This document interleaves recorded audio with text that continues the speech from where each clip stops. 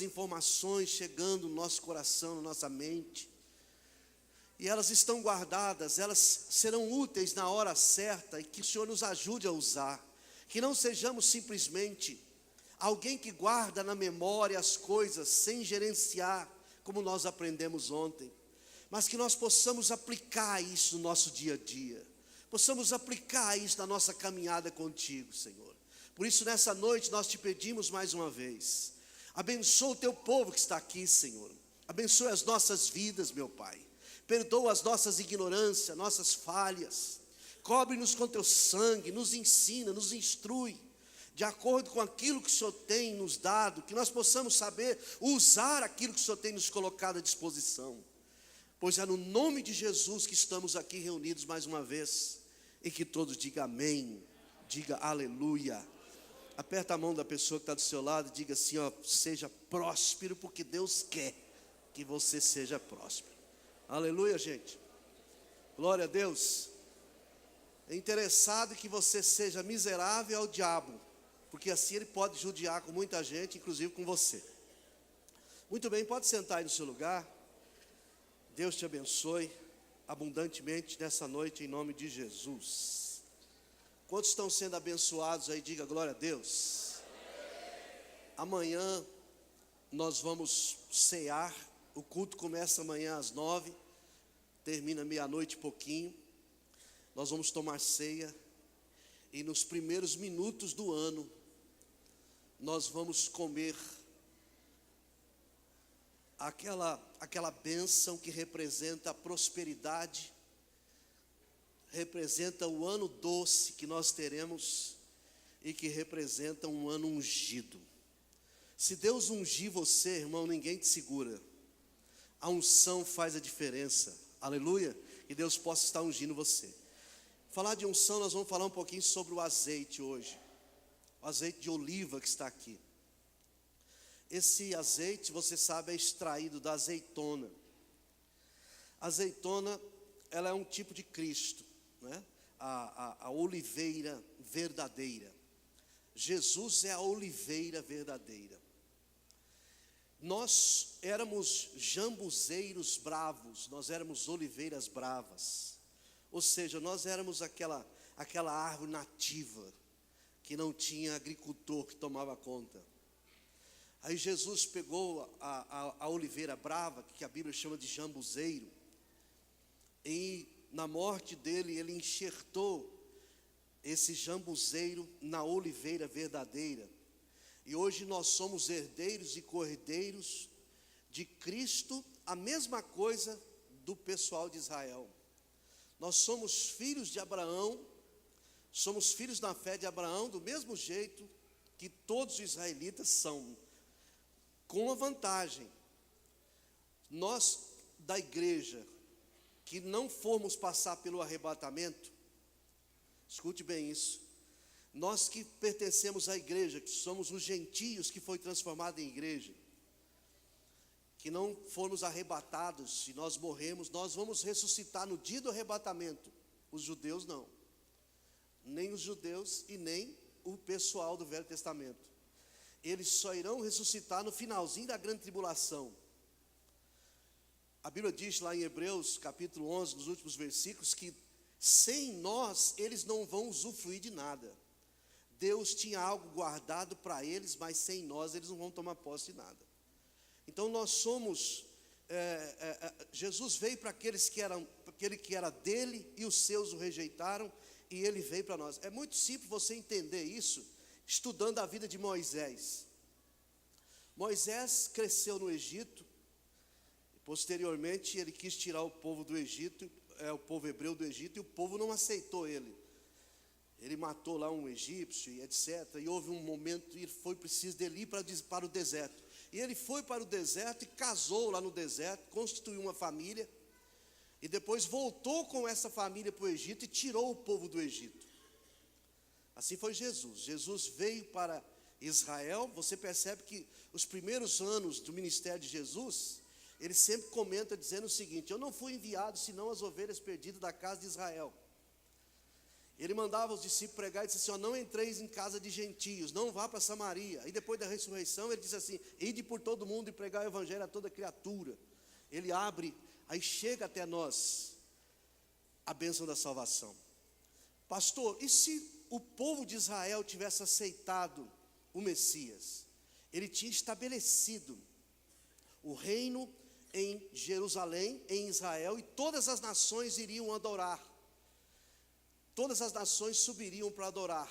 Mas como eles rejeitaram, já estava tudo no plano de Deus. A Bíblia fala que no projeto de Deus, o Cordeiro de Deus foi morto antes da fundação do mundo. Quando Jesus morre, então nós nos tornamos herdeiros de Deus. E hoje nós somos também oliveira verdadeira através de Cristo Jesus, o Senhor. O que significa esse azeite? Esse azeite, na verdade, quando você prensa a azeitona, extrai-se dela 3 tipos de azeite: o azeite comestível, combustível e de unção. É tudo que Cristo causa em nós. Ele nos unge, nos alimenta e nos faz mover. Nós movemos por causa dele. Nós existimos por causa dele, diz a palavra. Então, esse óleo, ele é o símbolo do Espírito Santo. Ele é a essência de Jesus, né? Na verdade, quando você recebe a unção, quando você está celebrando esse óleo, está celebrando Jesus na pessoa bendita do Espírito Santo. Agora, nós temos um outro elemento aqui interessante, que é, vamos supor que seja vinho. Lógico que isso aqui é suco. Mas o vinho, ele tem também algo muito especial. Ele representa o sangue de Jesus que nos lava, ou seja, que nos purifica. A palavra nos lava e o sangue nos purifica. Ele representa a alegria, quando você é perdoado, irmão, ninguém consegue ser feliz sem ser perdoado e sem perdoar. O que promove alegria no coração de um cristão é a convicção do perdão. Por isso que você tem que pedir a Deus que te dê o gozo do perdão, porque tem pessoas que toda Santa Ceia apresenta as mesmas listas para Jesus. Ah, Senhor, eu apresentei no mês passado, o Senhor até tentou perdoar, mas quem sabe agora o Senhor consegue. Não, você tem que lembrar, Deus não perdoa pecado à prestação. Ele perdoa no ato que você confessa e abandona. Ele tira o pecado, ele não acumula o pecado para ir perdoando depois. Ele é o Cordeiro de Deus que tira o pecado do mundo através do sangue. E aqui vamos passar para o outro lado agora, depois nós voltamos na água, que é o pão. O trigo, ele foi moído. Lá em Isaías 53:5 diz que ele foi moído por nossas iniquidades. O pão é o fruto do trigo moído. Jesus foi moído por causa dos nossos pecados, e ele foi assado ali na cruz, se tornando o pão da vida. Ele é o pão que me alimenta, não é? Então tudo isso aqui é símbolo. O óleo, símbolo do Espírito Santo, o sangue de Jesus que nos purifica, a água da vida, né? Jesus é a água da vida. Ele diz que do nosso interior, uma coisa interessante que está aí na tua Bíblia, você pode ler aí no Evangelho de São João, capítulo 7, a partir do verso 38, você vai perceber que diz assim: quando a gente crê de maneira correta, se credes em mim, conforme diz as Escrituras, do vosso interior fluirão rios de água viva. Nós não podemos aceitar que nós somos um canal de bênção. Nós não podemos ser um canal de bênção, embora isso não seja pecado você dizer isso. Porque a bênção não pode passar por mim e por irmão e ficar sem. Deus quer fazer morada em mim. O Espírito Santo não quer me visitar. Deus não quer me visitar. Ele quer morar em mim. Quando Ele mora em mim, Ele é a fonte de água viva. E em mim começa, de dentro do meu interior, fluirá rios de água viva. Não vem de lá, nem vem de cá, nem de lado, nem de direita, nem de esquerda. Mas eu sou portador daquele que mora em mim, que é o Espírito Santo, Deus Todo-Poderoso que mora no meu coração. Você já percebeu que às vezes você começa a conversar com uma pessoa, já aconteceu muitas vezes comigo, pessoa que quer desistir da vida, pessoa às vezes que quer morrer, pessoa que está deprimida, e você começa a conversar com ela, começa a jogar água nela, palavra é água, você começa a jogar água nela, e daqui a pouco ela vai se alegrando, os olhos dela começam a brilhar, e daqui a pouco ela desiste de dar cabo à vida e começa a viver com alegria. De onde saiu essa água para essa pessoa? Essa água não veio lá de cima nem de lado, ela saiu de dentro de você, porque Deus mora em você através do Espírito Santo. Isso não é bom? Isso não é maravilhoso? Deus, apesar da sua grandeza, da sua majestade, Ele mora dentro de nós, Ele escolheu morar dentro da gente. Por isso que quando você estiver andando pelas ruas de Goiânia, andando por onde você estiver, nunca imagine que você esteja só. O Espírito de Deus, Ele testifica com o seu Espírito, convencendo você que você é filho de Deus. Essa questão de filiação é tão forte que é preciso do Espírito Santo nos convencer. É preciso do Espírito Santo dentro de nós nos convencer, porque nós não sentimos filhos, nós sentimos rejeição, sentimos rejeitados. Nós temos uma visão de Deus como às vezes temos dos nossos pais, como algumas pessoas têm dos pais.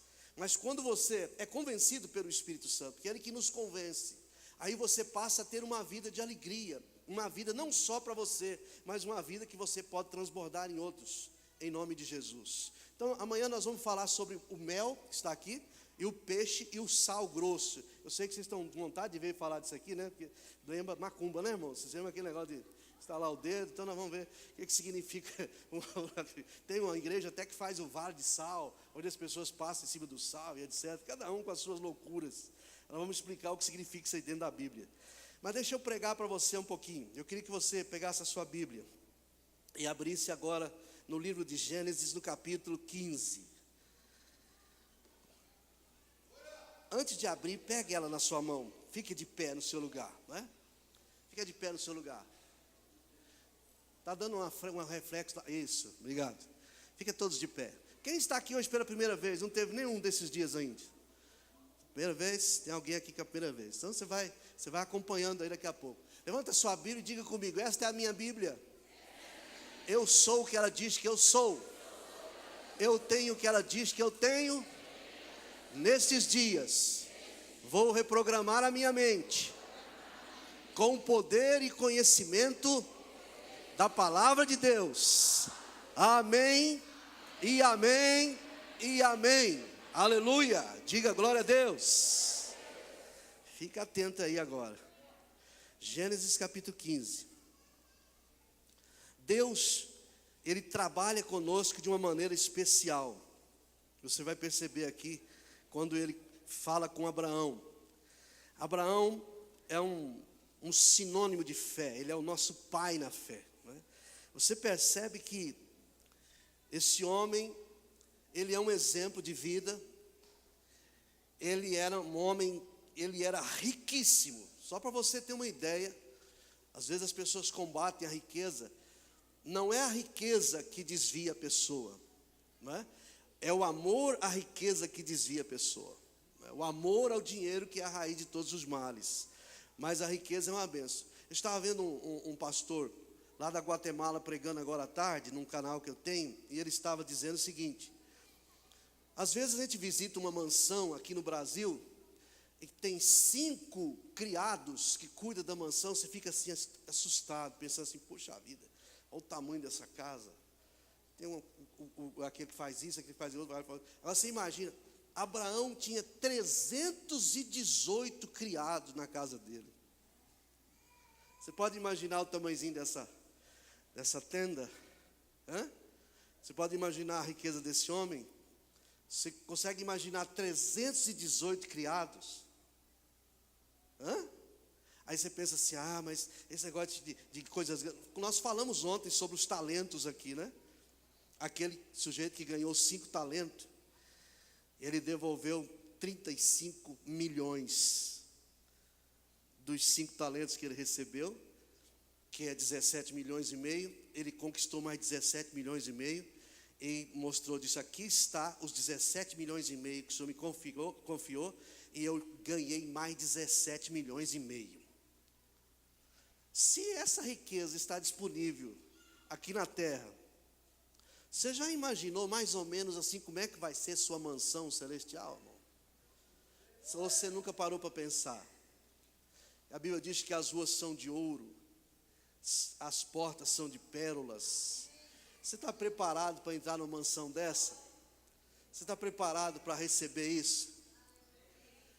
Eu não sei não, acho que muitos vão chegar lá naquele dia e vai dizer assim, Senhor, o Senhor vai me desculpar, mas eu prefiro ficar lá naquela casinha mesmo, isso aqui é muito luxo para o meu gosto, né? Deus, Ele é acima de tudo. Nós não podemos imaginar o quanto Ele é grande, né? Se nós entendêssemos Deus de fato, não teria sentido. Nós somos humanos, nós somos finitos, e Ele é infinito, não tem como compreender. Por isso que a Bíblia não fala em compreendê-lo, fala em experimentá-lo. Cada dia nós vamos experimentando Deus na nossa caminhada, na nossa experiência. Vamos lá, ver aqui na Gênesis capítulo 15. Depois destes acontecimentos, veio a palavra do Senhor a Abrão numa visão, e disse: não temas, Abrão, eu sou teu escudo, o teu galardão será sobremodo grande. Respondeu Abrão: Senhor meu Deus, que me deras, como haverá de dar? E continuou: eu continuo sem filhos, e o herdeiro na minha casa é um Damasceno, é o Eliezer. Disse mais Abrão: a mim não me concedeste descendência, e um servo nascido na minha casa será o meu herdeiro. E isto respondeu logo o Senhor, dizendo: não será esse o teu herdeiro, mas aquele que será gerado de ti será o teu herdeiro. Então, presta atenção nesse versículo 5, então conduziu-o até fora da tenda e disse: olha para os céus e conta as estrelas, se é que podes. Ele disse: será assim a sua posteridade. Ele creu no Senhor, e isso lhe foi registrado na sua conta para a justiça, foi imputado para a justiça. Disse-lhe mais: eu sou o Senhor que te tirei de Ur dos Caldeus, para dar-te por herança esta terra. Perguntou-lhe Abraão: Senhor Deus, como saberei que hei de possuí-la? Respondeu-lhe: toma-me uma novilha, uma cabra, um cordeiro, cada qual de 3 anos, uma rola e um pombinho. Ele, tomando todos estes animais, partiu-os pelo meio e lhe pôs em ordem, as metades numa defronte das outras, e não partiu as aves.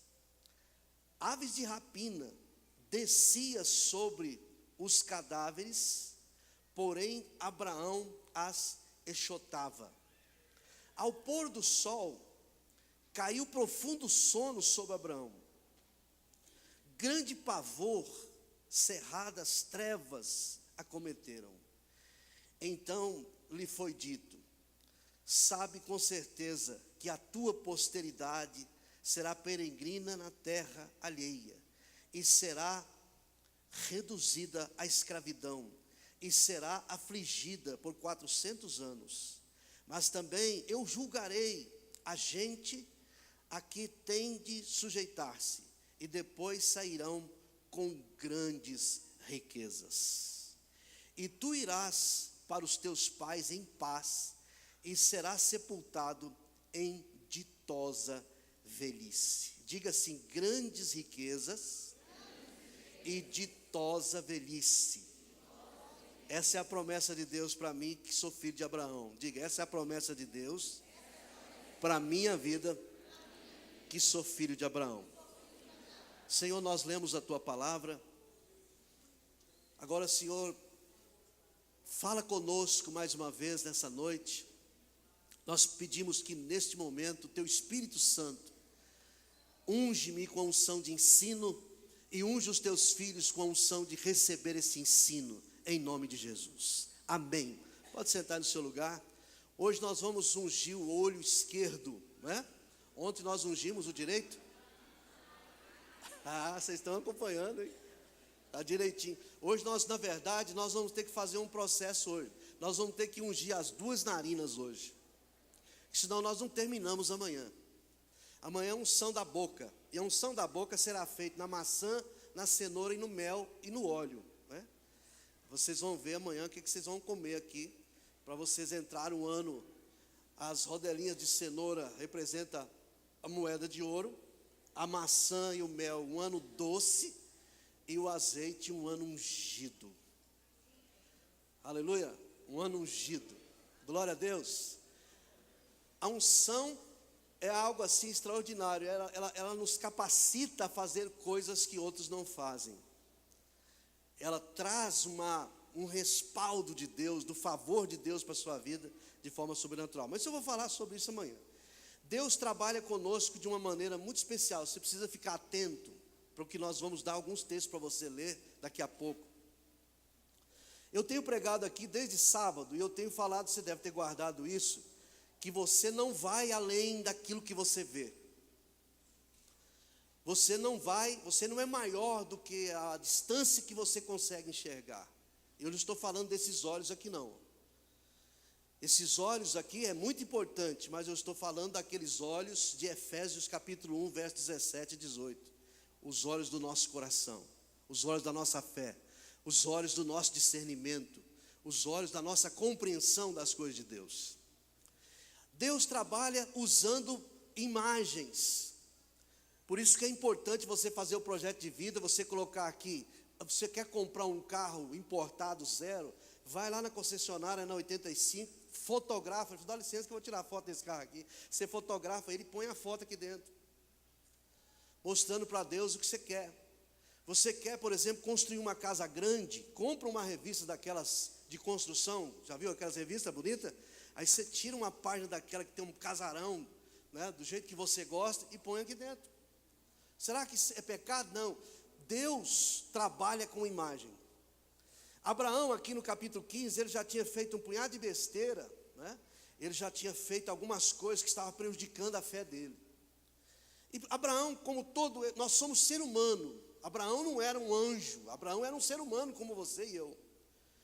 E se quer ver uma coisa que Deus respeita, é a nossa humanidade. Nós não podemos nunca permitir que a nossa humanidade nos impede de receber a bênção de Deus. Que de repente você falha, e você concentra na sua falha, porque você imagina que você teria que ser um anjo. Você teria que ser uma pessoa que não falha. Derrotado não é aquele que cai, mas é aquele que desiste. Porque o cair é do homem, o levantar é de Deus. Nós vemos com os olhos diferentes. Às vezes nós olhamos para as pessoas e nós não conseguimos perdoar quem cai, quem tropeça, porque nós não somos Deus, não vemos com os olhos de Deus. A nossa misericórdia não renova a cada dia, o nosso pão não é de cada dia, pelo contrário, o nosso mal é de cada dia. Como está lá no versículo 34 do capítulo 6 de Mateus. Aí você percebe que Deus, ele trabalha diferente. Ele permite que Abraão manifeste a sua humanidade, né? Você percebe coisa linda. Eu quero antecipar um pouquinho antes de voltar aqui para o capítulo 15.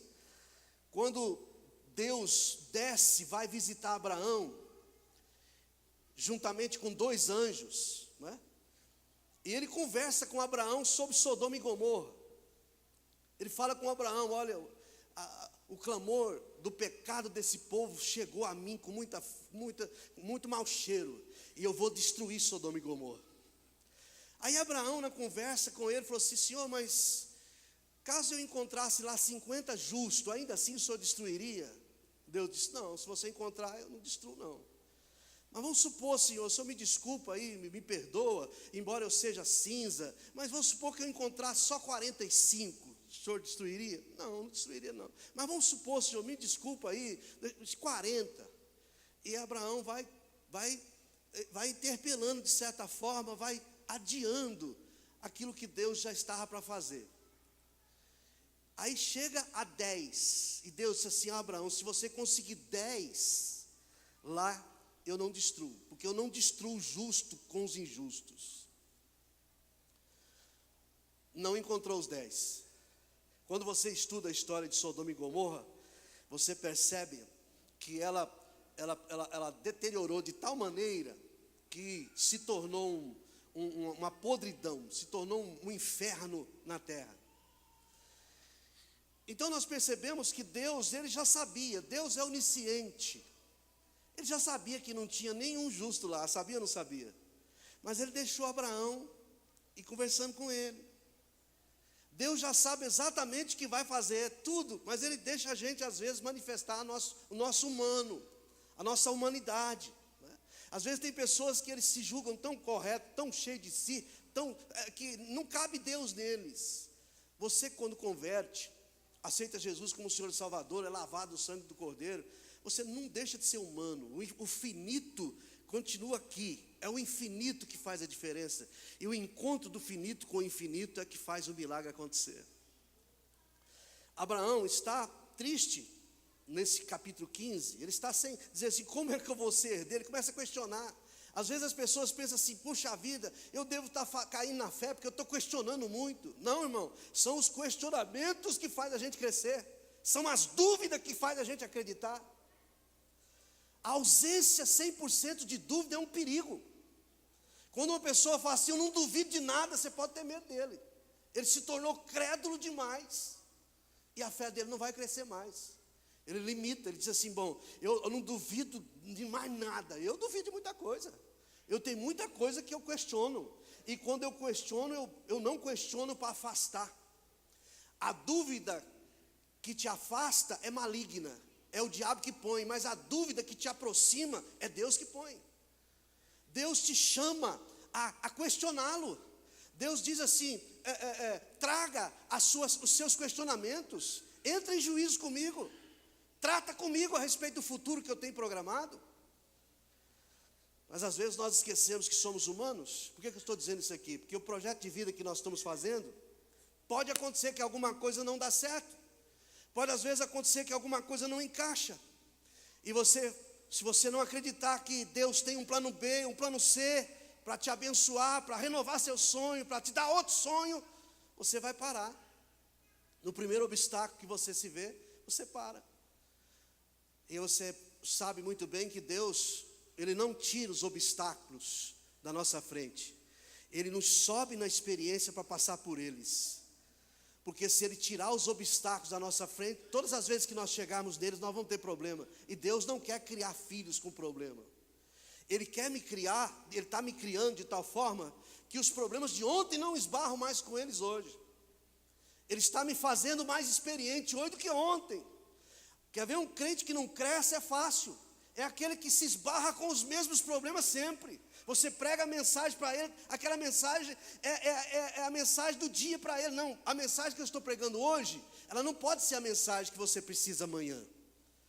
Essa mensagem ela é para hoje, ela vai te fazer ir para amanhã, para outro nível de mensagem. A pessoa que você prega para ela hoje, ela diz, pastor, Deus usou o senhor para falar comigo, pastor, parece até que alguém contou para o senhor, que coisa maravilhosa, amém, então quer dizer que Deus teve misericórdia, me usou para te abençoar, glória a Deus. Daí 3 meses você prega aquela mesma mensagem, a pessoa fala a mesma coisa, pastor, mas você não é aquele de 3 meses atrás? Sou, mas então você não mudou nada, você não cresceu nada. Era para você, eu acho lindo quando algumas pessoas escutam uma mensagem segunda vez, ele diz, graças a Deus, o ano passado eu ouvi isso aí, mas foi maravilhoso para mim, eu mudei de vida. Quantos podem dizer amém? Isso aí eu ouvi, mas não precisa mais, eu não preciso mais ouvir, porque eu estou caminhando, nós estamos crescendo. A nossa vida é como o dia que vai clareando até se tornar dia claro, vai até amanhecer, vai até se tornar. Você não pode ser uma pessoa que vai, ao invés de você crescer, você diminui. Você tem que desenvolver. Essa palavra desenvolver é muito usada pelos espíritas, não é? Eu penso que a maioria de nós aqui já fomos num centro espírita e depois de levar um bom passe, que não é o do Neymar, a pessoa falou assim para a gente, você precisa desenvolver, eu vejo que você tem uma áurea, né? Eles copiaram isso da Bíblia, né? Está escrito em Filipenses 2:12, desenvolver a vossa salvação com temor e tremor. E falar nisso, deixa eu entrar aqui me lembra onde é que eu parei aqui? Vocês me lembram se eu sair? Eu vou te dar uma dica para você evangelizar espírita. Quem tem algum parente espírita aqui, levanta a mão. Você sabe por que os espíritas têm que se tornar evangélicos? Eles precisam se tornar evangélicos, senão eles não vão ser salvos. por causa da interpretação de Jesus. Qual é a interpretação que os evangélicos genuínos têm de Jesus? É que uma vez aceitando Jesus como Senhor e Salvador, confessando os nossos pecados, Ele é fiel e justo para perdoar cada um dos nossos pecados, sim ou não? Perdoa ou não perdoa? Os espíritas não acreditam nisso. Eles acreditam que tem que reencarnar para pagar os pecados. Então o Jesus dos espíritas não perdoa pecado. Se você pegar um espírito e dizer assim, mas pera lá, me explica esse negócio. Quer dizer que Jesus, você acredita em Jesus? Acredito. Nós somos cristãos também, eles falam. Nós seguimos a Jesus também, muito bem. Vocês acreditam em perdão de pecado? É lógico que nós acreditamos. Então por que você tem que reencarnar para pagar os pecados de outro? Se Jesus perdoa os pecados. O sujeito vai ficar assim, pensando, mas espera lá, se eu estou aqui pagando o pecado que outros cometeram, eu não tenho nada a ver com a vida dele, não é? E se outro vai nascer para pagar os pecados que eu cometi, coitado, ele não tem nada a ver com a minha vida. Então eu preciso ter a interpretação que os evangélicos têm de Jesus, uma vez aceitando. Aí na sua Bíblia, em João capítulo 1, verso 12, está escrito, e todo aquele que nele crê, o Senhor deu o poder de ser transformado filho de Deus, ser purificado, né? Ser lavado com o sangue de Jesus. Eu não vou ter outra chance de nascer. A Bíblia está ordenado, o homem morreu uma só vez, depois disso ele vai encarar o juízo. Mas eu não tenho que pagar pecado de ninguém. Houve o tempo que os pais comiam azeitona, os filhos ficavam com os dentes cariados. Agora não existe mais isso. Essa maldição, ela acaba em Cristo. Quantos podem dizer amém? Agora vamos voltar aqui para Abraão. Abraão estava aqui dentro da tenda. Olha aqui para mim, irmãos. Ele entrou para dentro da tenda e ficou lá conversando com a velha Sara. Você já viu que a depressão, a primeira coisa que ela quer fazer é nos recolher e nos isolar de tudo? Eu não vou atrever aqui dizer que o meu pai na festa estava com depressão. Não posso falar isso, mas ele estava desanimado, lá dentro da tenda. Aí Deus chega e fala assim, Abraão, seu galardão será sobre modo grande. Ele diz assim, Senhor, como é que vai ser isso? Eu não tenho filho. Mas eu fiz uma promessa que vou te dar um filho. Mas eu já arrumei um rolo aí, não sei o que e tal. Aí, primeira coisa que Deus faz com ele, Abraão, dá licença, vamos lá para fora. Sai de dentro dessa tenda. Ele pega Abraão e leva lá para fora. E quando ele chega lá fora, ele diz, agora dá uma olhada para o céu. E Abraão olha para o céu e vê o céu. O céu no deserto é lindo, né? Estrelado, aquela coisa maravilhosa. E aí Deus fala assim, conta essas estrelas, Abraão, se você puder. Porque assim será a sua descendência. Você acha que Abraão ficou animadíssimo? Você acha que Abraão falou assim, nossa, mas que bênção. Isso quer dizer que eu vou ter esse tanto de filho? Nossa, aleluia. Não, sabe o que ele fez quando ele ouviu isso? Baixou a cabeça. Aí Deus olhou para ele e falou assim, até eu sei. Deus entende a gente demais, é maravilhoso, não é? Aí Deus fala assim, está vendo essas areias? Assim será a sua descendência, Abraão. Quando você está animado, a descendência será as estrelas. Quando você está meio desanimado, a descendência será a areia.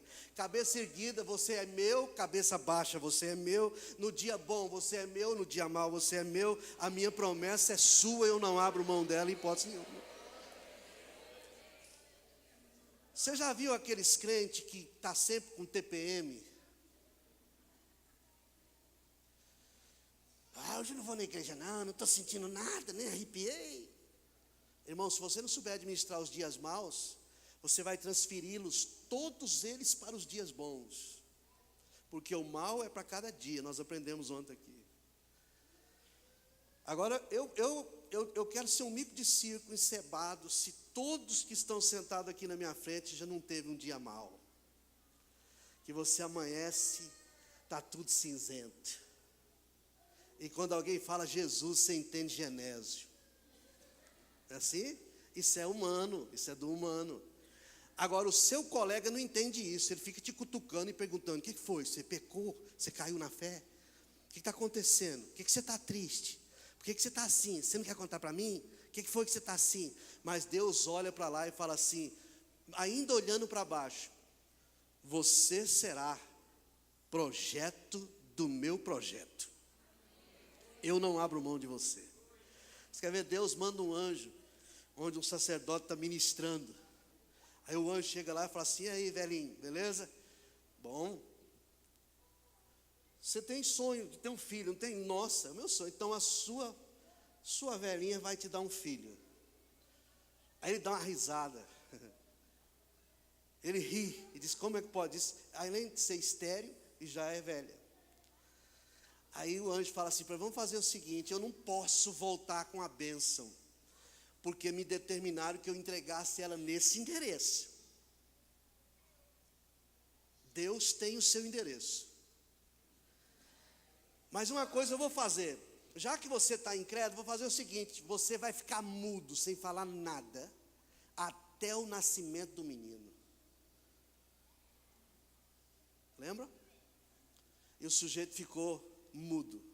E outra coisa, você não vai arrumar nome nenhum para pôr nele, você vai botar o nome mais bonito que existe na face da terra: João.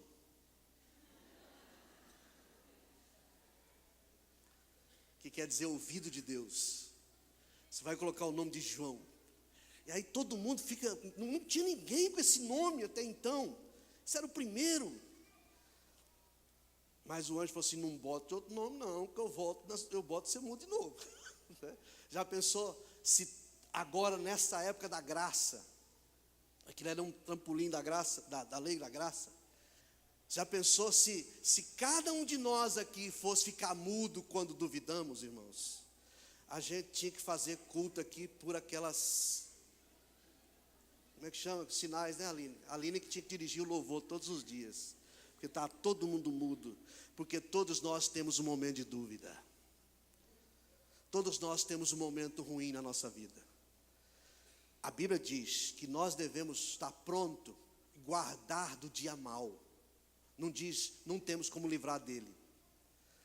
A Bíblia diz: não nos deixeis cair em tentação, mas livra-nos do mal.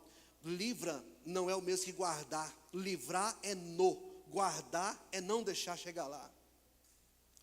Então eu e você temos que aprender. Abraão estava lá triste. Deus chama ele e reforça a aliança dele. Lá no capítulo 18, Deus conversa com ele. Deus reanima esse homem de tal maneira, mostrando imagens para ele. Mostrando o céu estrelado, mostrando a areia. Então eu quero que você nessa noite, você tenha uma visão daquilo que você crê que Deus vai fazer para a sua vida. Ah, pastor, mas a Bíblia diz que a fé é a certeza daquilo que a gente não vê. Não existe fé cega, meu amigo. Nós não andamos pelo que vemos, andamos pelo que cremos, mas aquilo que cremos enxerga muito mais. Havia um cego na beira do caminho que ele enxergava muito mais do que as pessoas que tinham os olhos mais bonitos de Jericó. Então é enxergar com os olhos de Deus. Eu quero que você abra a sua Bíblia aí no capítulo, vamos ler em 2 Reis. Eu quero que você abra a sua Bíblia um pouquinho comigo. No capítulo 6. Eu quero orar por você hoje antes de ungir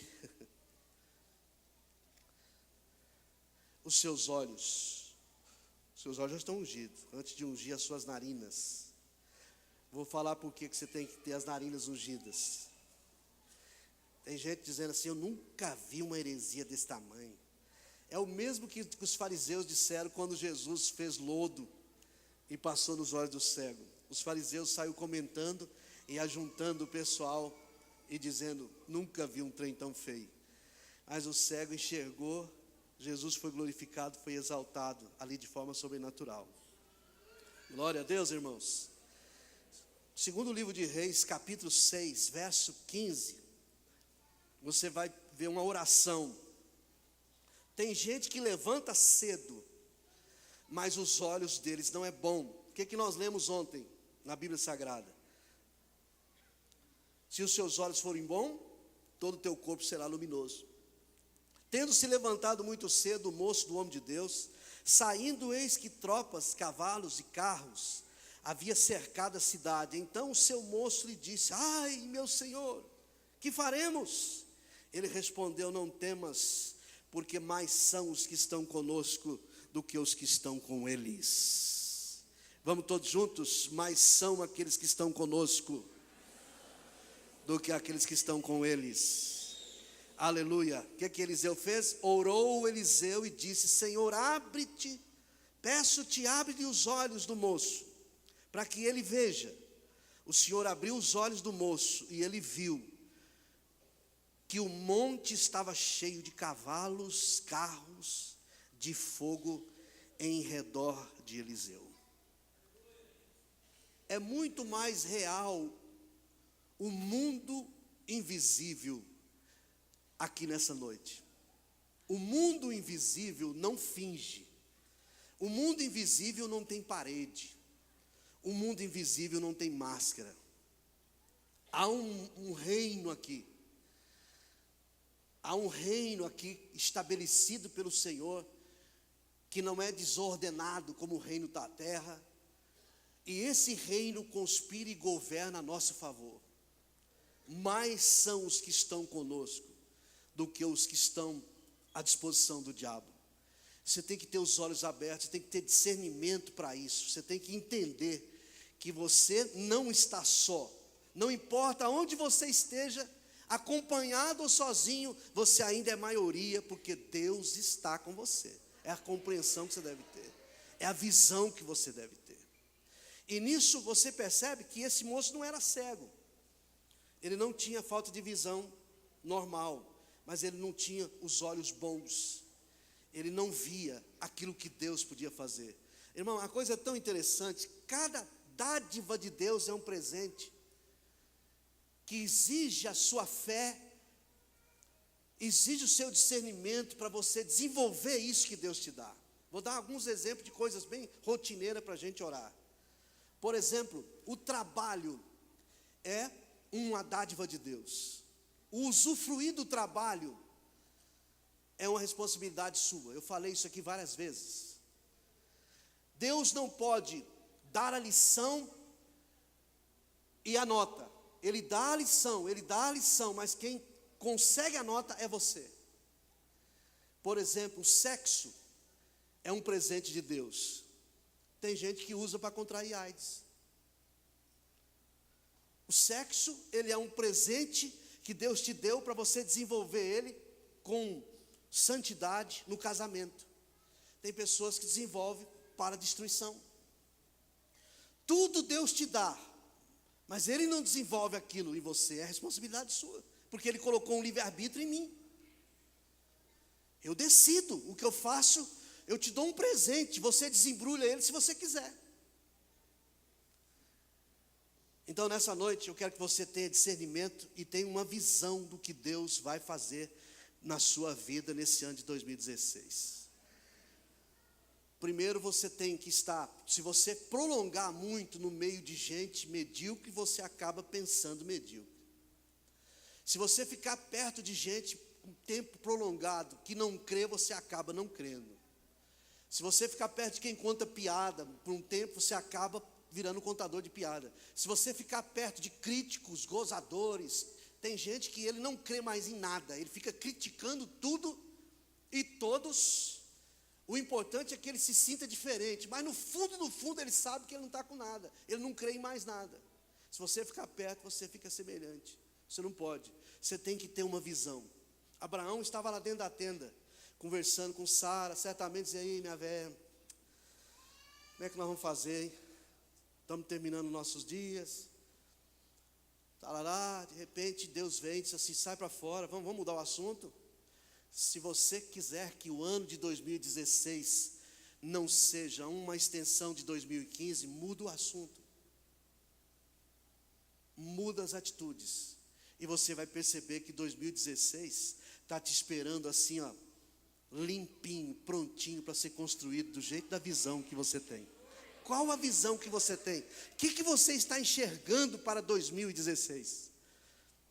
O que o pessoal da economia está falando? O que os repórteres da Globo News estão falando? O que você está esperando? O que você está enxergando para você em 2016? Eu queria que você ficasse em pé agora. Eu queria orar por você.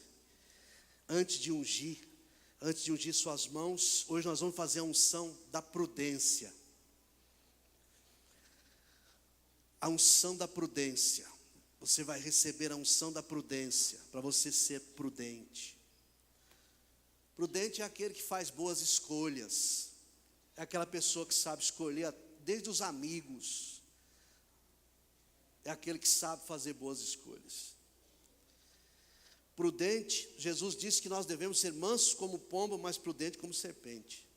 Então eu queria nessa noite, irmãos, antes de orar para ungir as suas narinas, suas mãos, para você ser prudente, e as suas narinas para você ter discernimento.